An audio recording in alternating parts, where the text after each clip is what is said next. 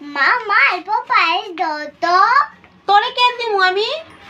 তুমি আমার একলা কিলা না দিয়ে খাইতেছ। হ্যাঁ এটা আমি আনছি, আমার বহুত খিদা পাইছে, আমি কেউরে দিব না। না দিলে আমি বানায়ও খাইতে পারবো।